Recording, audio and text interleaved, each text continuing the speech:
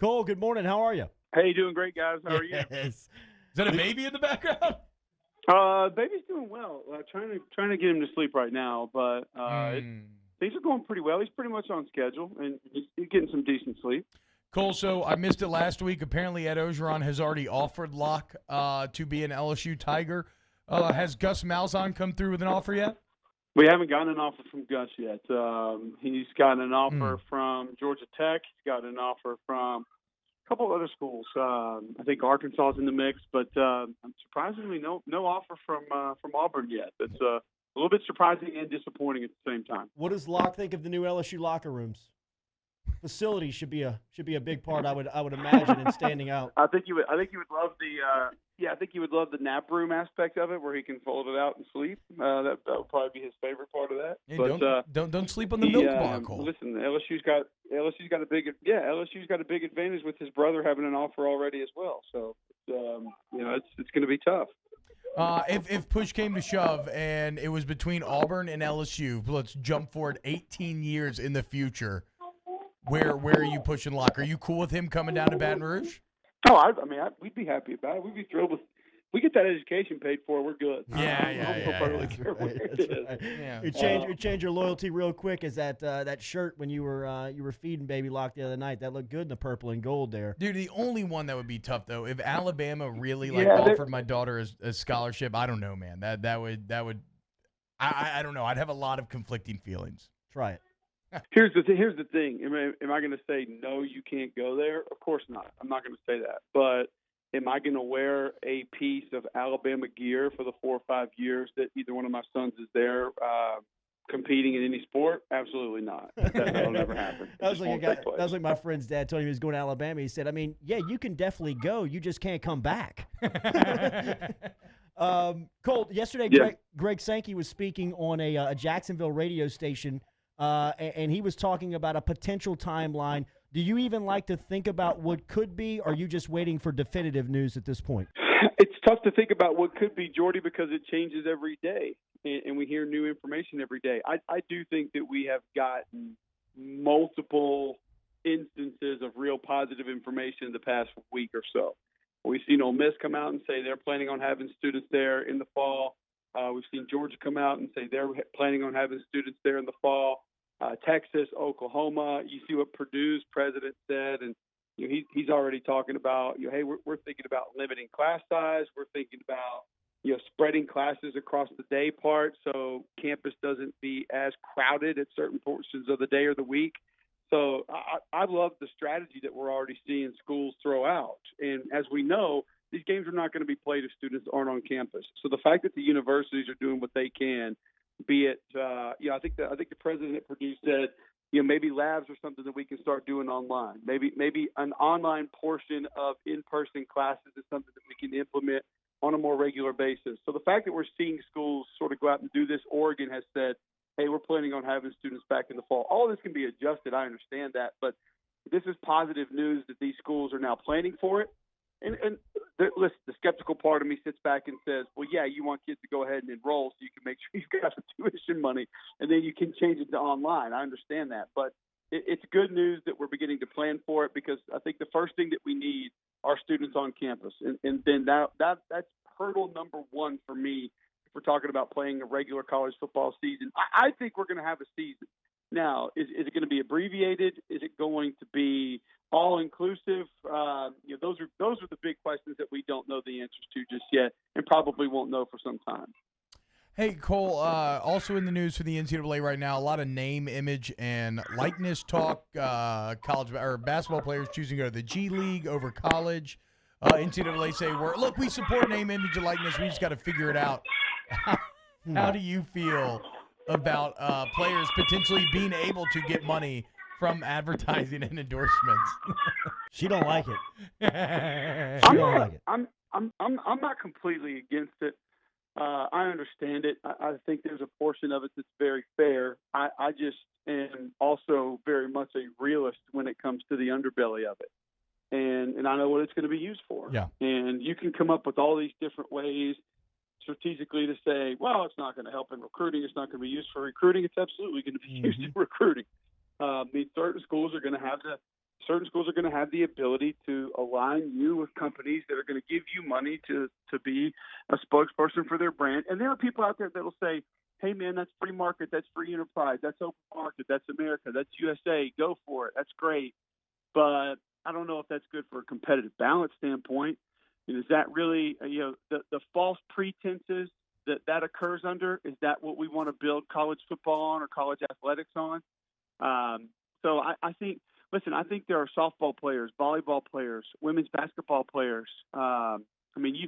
You had the player of the year at Oregon last year. You don't think that she could have gotten some legitimate endorsements as much as people were talking about her on SportsCenter and as much as she was making run on social media? This is not just a football conversation. So I do think it's going to impact a lot of players. And I think the real money, the super money, the big money is going to be extremely limited. But how do you keep up with – and T-Bob understands you got 85, 120, including walk-ons on a football team.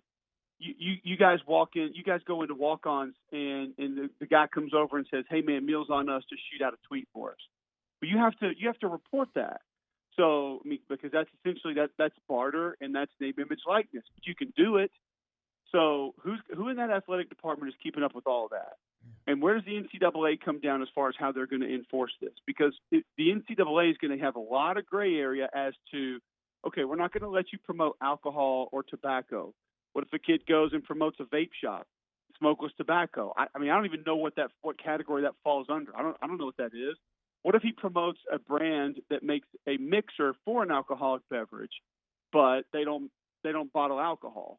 And then the NCAA comes back after the fact and says you weren't allowed to do that. I mean, it's just there's gray area. So will the NCAA handle that in the standpoint of, hey, this falls under that category. You did it. It's okay. We're gonna change the rule moving forward. Don't do it again. Or are they going to slap that kid with a 1-game suspension?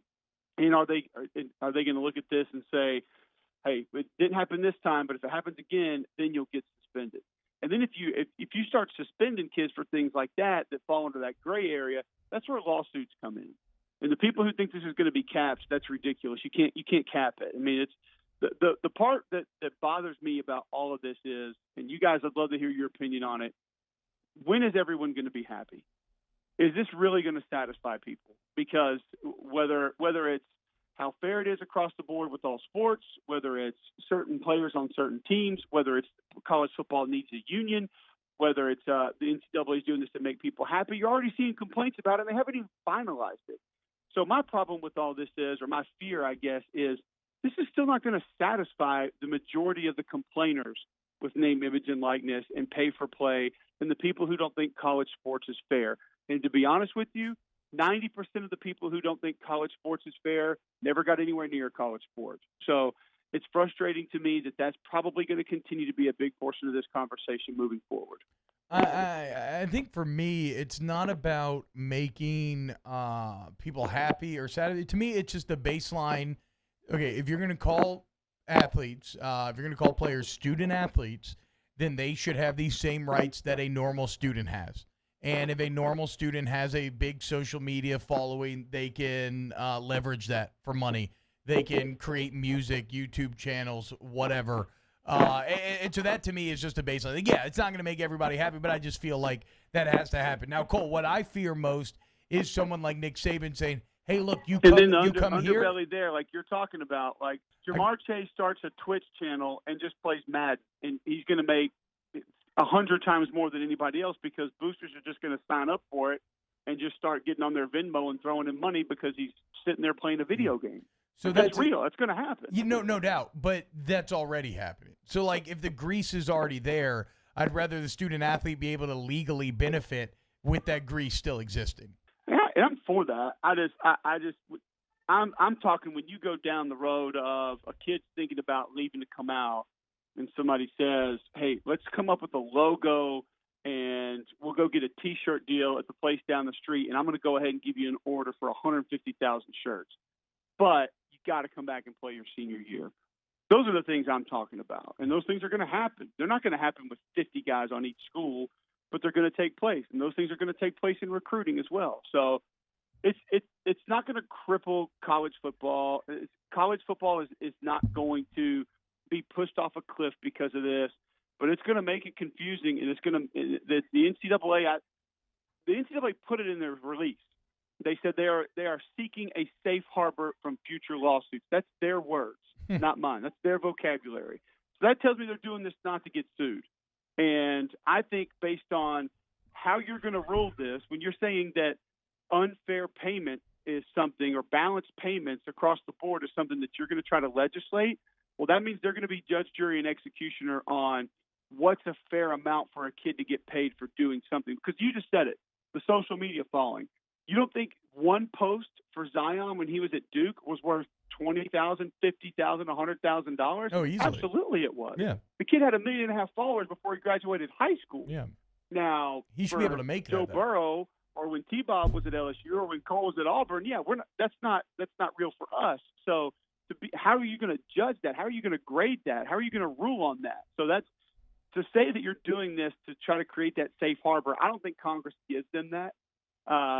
So we're a long way from having any real resolution from this. But the reality is, because these states have these bills that are sitting there waiting to be signed in the next year, 2 years, 3 years, they have to get this done now. They have to, or else you're going to have states that basically every kid in California is going to be ineligible. I mean, that's the way it's going to happen. Or the NCAA is going to have to go to California and say, because you're allowing this, we can't allow those kids to play. So guess what? You're done. Well, everybody else will play. So they have to get this done before some of these bills are actually passed. Have a safe weekend. We'll talk to you next Friday. Thanks, fellas. Enjoyed it. Cole Cubelic checking in.